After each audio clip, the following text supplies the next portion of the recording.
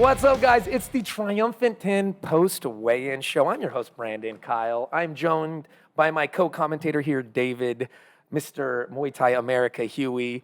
We have president of Triumphant MMA sitting in to share a little tidbit about what's going on with Triumphant MMA.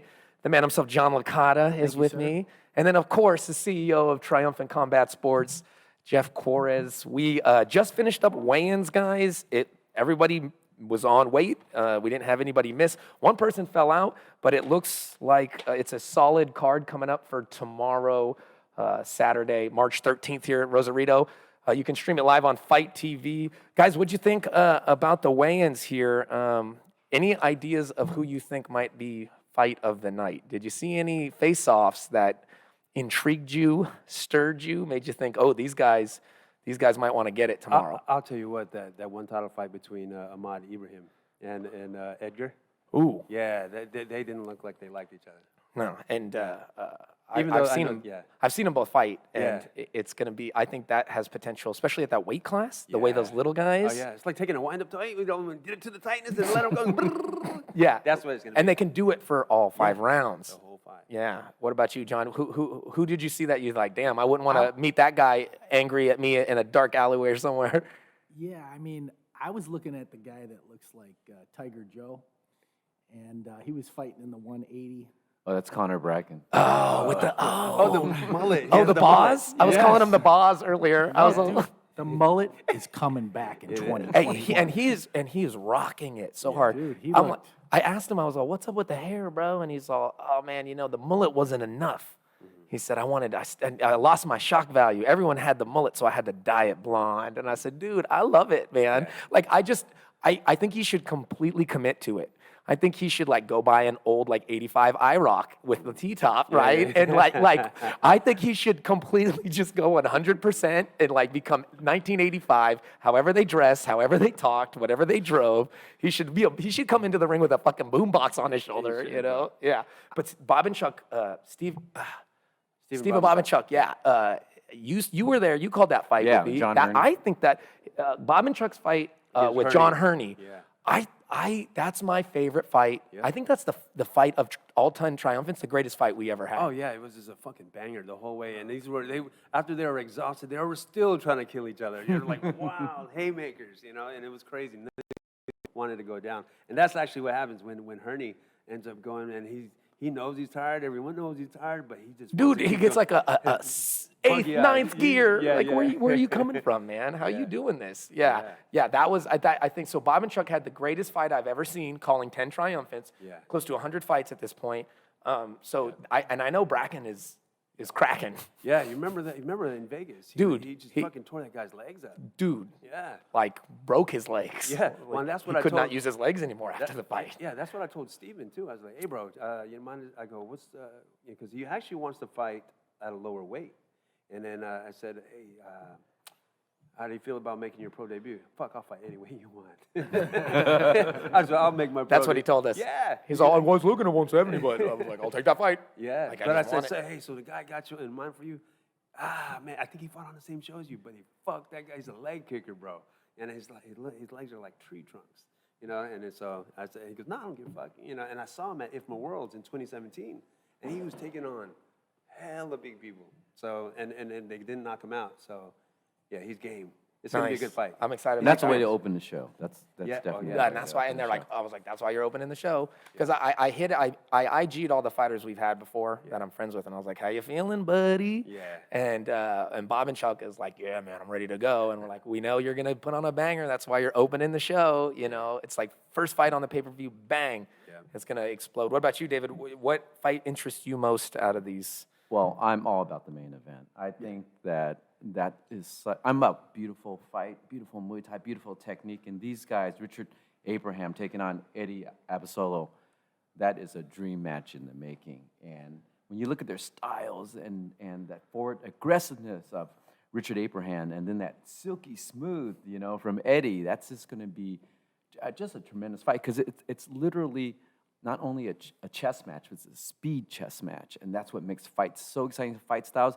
Geoff, I got to give it to you for putting that fight together, bro. Thank you, sir. And what I noticed looking at all of the title fights, they all have a similar styles matchup of like a matador versus a bull. Yes, You know? that's what they say. Styles make fights. Yeah, and so you're gonna see who can, create that a better, experience in there for their style, or maybe have to mix it up. Because I really feel like Abraham, and I was talking to Richard Abraham, and I was like, you just seem like you have something up your sleeve. Yeah. And all the interviews, there's this like, yeah, I know this is what they think, but wait, there's a quiet confidence about him that's kind of scary.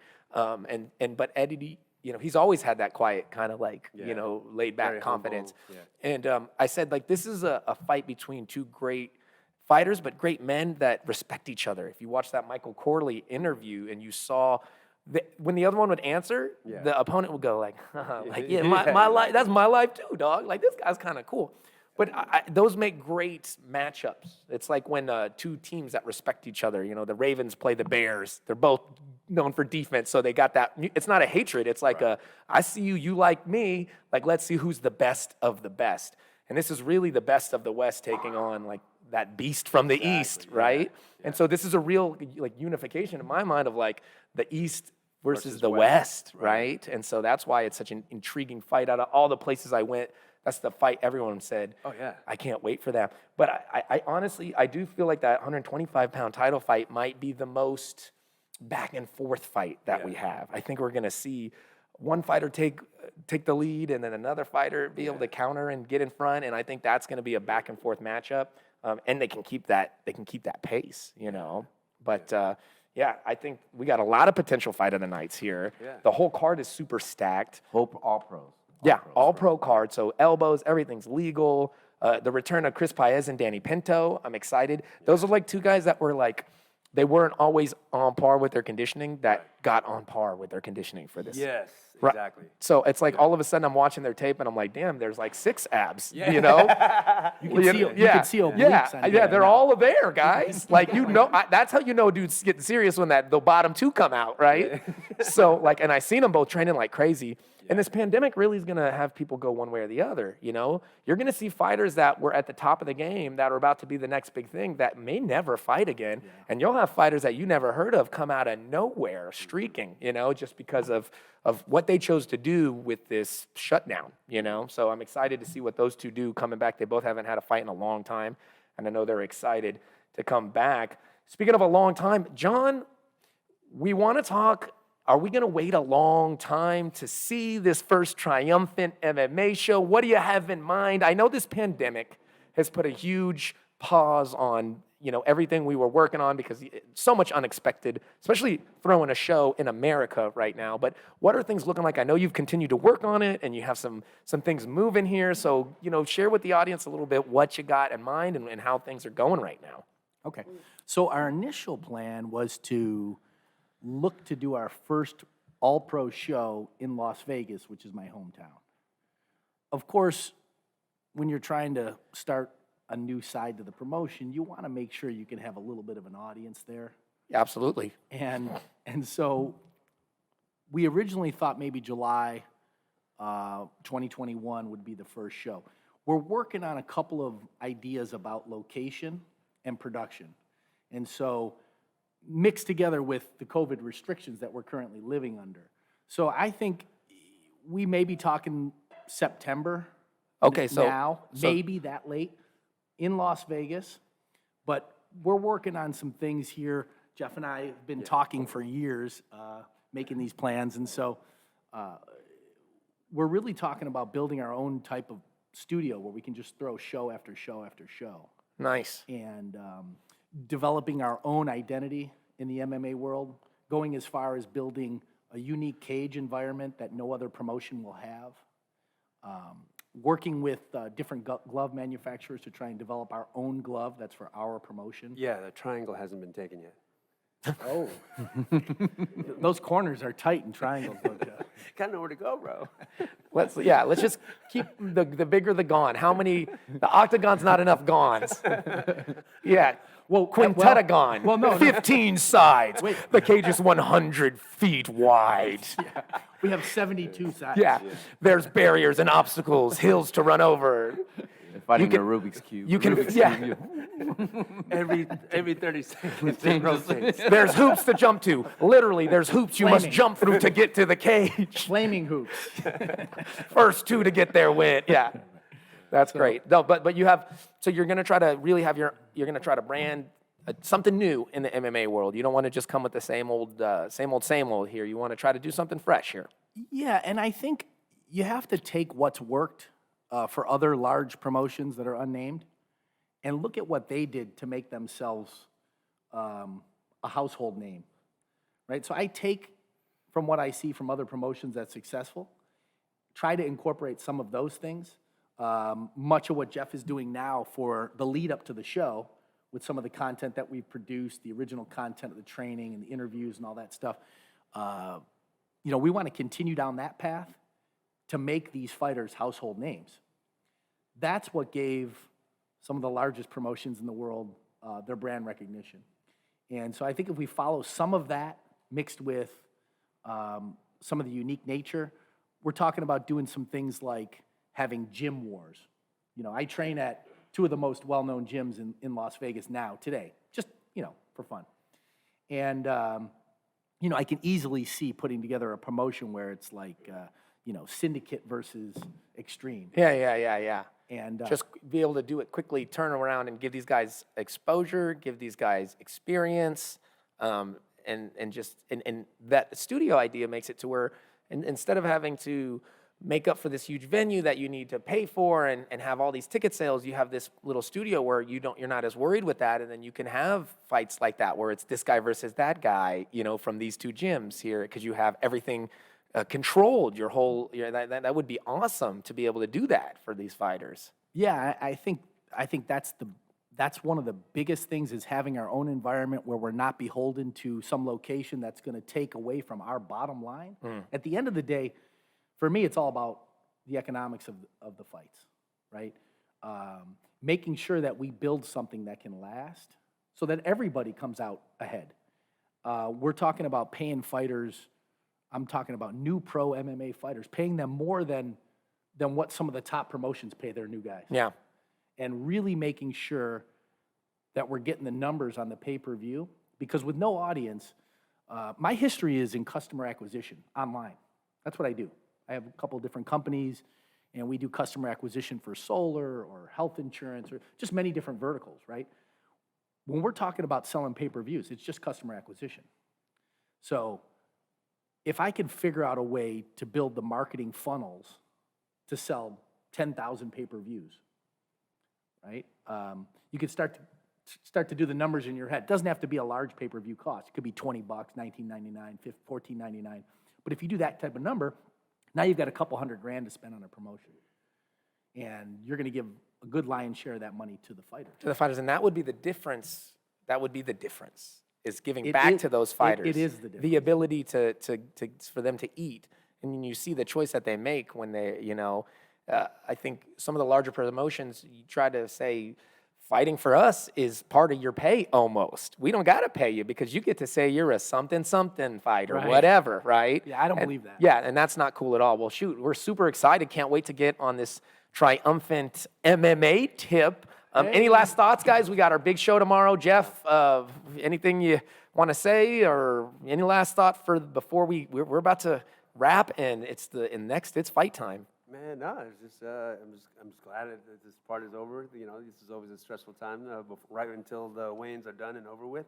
But yeah, I just want to sit back, enjoy the show with all of you guys. You guys do your thing. One thing, yeah, sponsors. Always needing sponsors. Want to give shouts out to our sponsors. So obviously we have Muay Thai Addict. They've been with us since day one. We got Channel Lumber. They're out in the Bay Area. We have Athlon Rub, that warm-up oils. It's Like the liniments and the that they were, liniments. yeah. So you saw them all up in there. Very cool. Great product. Yeah. Yeah, and we got Just don't put it on certain areas. I learned that the hard way, guys. You mean don't rub your eyes after you put it That's what I mean. Eyes. That's what I rubbed afterwards. And we got I got two of what I rubbed, but they weren't eyes. Okay. And we got we worked a Earlobes. deal with one of our sponsors on there, it's Pharma Extract. So we actually doing something behind the scenes. You'll see it in the next couple of weeks on the website. Awesome. And we actually come with our own CBD, like what do you call it, recovery rub and all this and that. Like So balms and whatnot? and all that Okay, stuff. So, yeah, very cool. Go ahead, go to the website and then triumphantcombatsports.com, and everything's going to start being pointed over there. You'll see old shows, individual fights. You'll see products, our shop, and everything. Wonderful, News. the catalog. Yeah. And Jeff, I don't know if you guys know, but I've done some business with pharma extracts outside of this world. Oh yeah, I know. And they have fantastic products. Oh yeah, just don't plug yours. Did I do that? I'm just telling. Did you see that? I got right What a up to it. pro. What a pro. I Did you got see how he right up backed to that it, up? And then I stopped. Hold on, I just got a text from John. Like I said, pharma products I've also used and are incredible. They are. No. Speaking to John's point, yeah, I mean, so not the owner is actually in the fight world as well. Yeah. Cool. And that's his niche. He works with a lot of people behind the scenes, and a lot of people are using their product. Their products are really good. Nice. And that's where I met him, was training. Yeah. Originally. Yeah. He wants to kill me now. He's like, bro, why don't you let me fly? John, any last words on Triumphant MMA or T10 tomorrow? I mean, tomorrow, let's talk about tomorrow. We talked about MMA. We're good. Yeah. We're going to be What- incredible soon. I just had to do some things in the financial world to make sure the capital is there to do the things that we want to do. What about tomorrow? What are you excited about tomorrow most? I mean, I know David actually named the fight that's very exciting for me is getting to see the main event. Yeah. You know, the Tiger Joe thing was just good fodder. for Yeah, us to talk because he about looked, for a yeah, second. yeah, yeah. And if I would fight, it's about my weight class. So I'm thinking about who's the guy that would be scary for me to go Yeah, against. I don't want to fight anyone with that hair. I don't want to get my ass kicked by a guy with that haircut. And here's the last thing. You know, you talked about the guy with the mullet in the 1980 something. Go, yeah, straight IROC. IROC. You had that car, didn't I you? had that called car. out. I knew I was calling your And- car out. He looked at me like lit up like my first car, dog. Not only that, I had the hairstyle. You had the too. hairstyle. You did. I played hockey, man. We all had mullets. We're like from Canada, pretty much. Figaro gold chain. You know what I'm saying? David, takeaways from today? Anything you're thinking about, exciting about tomorrow? Absolutely. 8 pro fights, 3 title fights, and on fight.tv, 1 o'clock. I mean, think about this. You get an event that has hosted Jones and Tyson, the same organization. You have this platform. Before, we were hosting fights, and people would say, where's the link? Where's the stream? Now you just go to fight.tv. You can do it on your mobile. You get it on your Roku. Get it on your, Apple TV. Apple TV. Any Any streaming platform. Yeah. And $15, I mean, think about it. It's like $2 a fight. Pro fights, all top quality. So I'm telling you guys out there, if you've never seen Muay Thai, this is undoubtedly the most exciting form of stand-up fighting in the world. 2 fists, 2 elbows, 2 knees, 2 feet. Anything can happen. Cuts, power. It's just so exciting. And so I want you guys to be a fan. Tell your friends and make sure you support the art. Not only support Triumphant, but support the art of Muay Thai. And you will become a fan and turn some fans on. So that's what I'm excited Absolutely. David's all about turning fans on. And Hey, and speaking on that, so the good thing about having it on Fight is that you don't have, if you can't make it live, you still purchase it, and it's unlimited replays. I just found that out. great. Right. Yeah. Sweet. So as long as you have a Fight account, you can keep playing it over and over. Yeah, and over so if again. you can't watch it live, you can still, go and replay it. Awesome. It's in your data bank, guys. Well, that is going to do it for the Triumphant 10 post-weigh-in show. I want to thank again Geoff, Quares, CEO, Triumphant, Mr. John Licata himself, the president, Triumphant MMA, and then my co-commentator, David Huey. I'm Brandon Kyle. Once again, we'll see you ringside.